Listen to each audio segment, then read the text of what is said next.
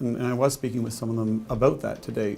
They want that that access to information, if it can be done in a real way with an objective person. I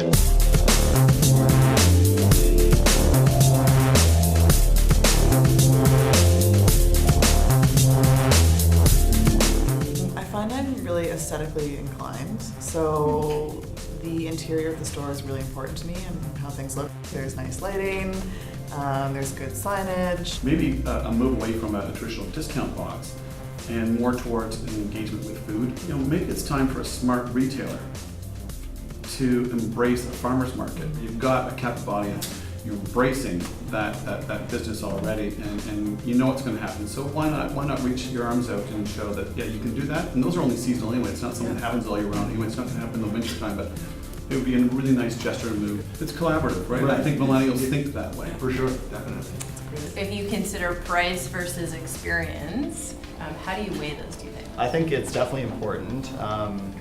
You know, one thing that comes to mind, I don't know if it's because Neil Brothers' man is sitting behind me, but for example, like I mentioned buying President's Choice earlier, but I would prefer to buy, you know, a unique salsa or something that I liked as opposed to a President's Choice salsa. So like, you know, if it's organic ingredients, yes, but it's more about the flavor and you know, a different taste, and it's not so watered down. Like those types of things I'll definitely spend more money on. But like Kate mentioned, the essentials, I'm more of just, you know, what's the difference between two things in a package that, you know, they're basically the same thing anyway. I think I would just go with the cheaper one. What they want in terms of an experience, that's one of the things I certainly heard, and it reaffirmed some of the thinking I had in terms of what they want from a shopping experience or from a brand perspective. They don't want.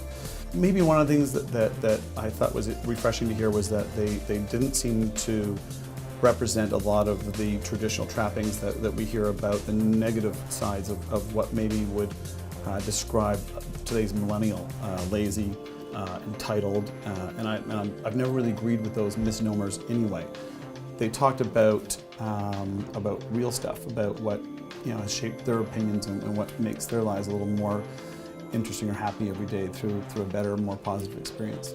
You go to many different types of retailers, but would there be an opportunity for a brand or a retailer to gain your loyalty because of the ways in which they touch complementary aspects of your lifestyle to grocery or shop? If they were supporting other complementary interests in your life, right? Like community interests or Absolutely. things, would that give you, like, would you now beeline to Absolutely. a certain retailer? Because I would. One of the biggest things, like, is farmers markets and having that sense of community, just like what church sort of did for people. For me, farmers market does that for me now. I agree. I'm a believer in sponsorship and different aspects of, you know, touching on things that you like in your life and having brands interact there. I think that's a great space. Not to give you another green light, but I think if Neil Brothers were involved in, you know, a music festival or something, like I'm a huge believer in that, and I think I would actually, you know, you try the product there, you're having a great time already, it just makes it like a great connection.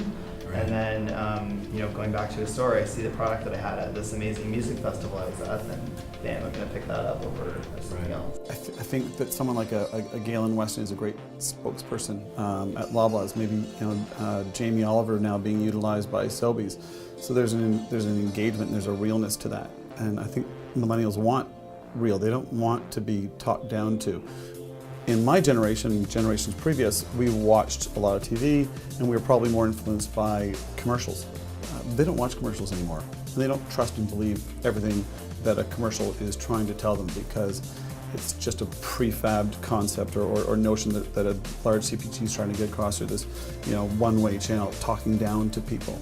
They want to be engaged. They want to learn at a farmer's market. They want to learn at a food event. They want to know who the people are. And so I think if retailers can tell their story through, you know, through maybe a spokesperson like a Galen Jr. or a Jamie Oliver, or even in store, I think the idea of maybe, you know, we talked about having a concierge in the store. I think it's something I've always talked about with my friends. Be able to go in, like you do at the LCBO, and have a representative who can walk you through and say, this could pair with that. And I was speaking with some of them about that today.